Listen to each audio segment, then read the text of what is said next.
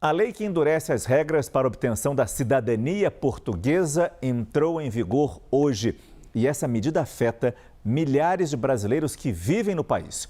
Pelas novas regras, os brasileiros devem comprovar que moram legalmente em Portugal há pelo menos 7 anos para solicitar a cidadania. Antes, o prazo era de 5 anos.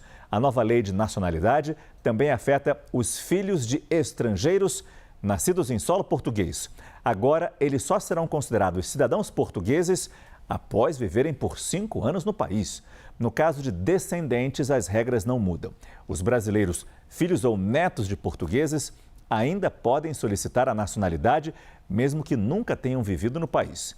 As mudanças se aplicam apenas aos novos pedidos e não afetam processos iniciados antes da lei entrar em vigor.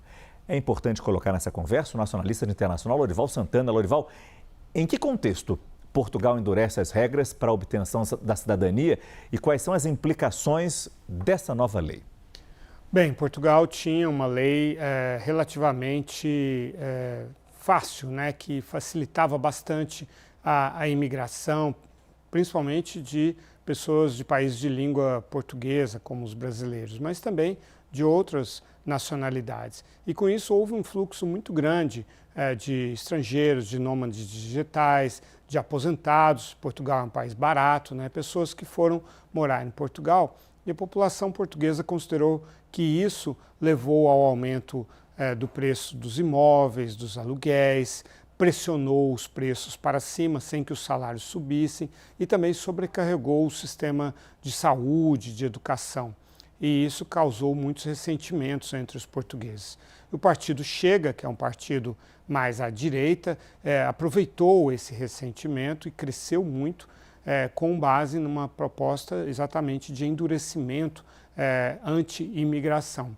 E chegou então a eleger 60 cadeiras no parlamento na eleição de maio do ano passado, ficando em segundo lugar no parlamento de 230 cadeiras, deixando para trás, por exemplo, o Partido Socialista, algo que não acontecia desde a retomada da democracia em 1974, o Partido Socialista ficar em terceiro lugar. Então, o governo de centro-direita, que é do primeiro-ministro Luís Montenegro, da Aliança Democrática, que está no poder desde abril de 2024, entendeu que precisava tomar medidas desse tipo para se manter competitivo politicamente, não é? E aí fez esse endurecimento. Agora, existe um paradoxo em tudo isso.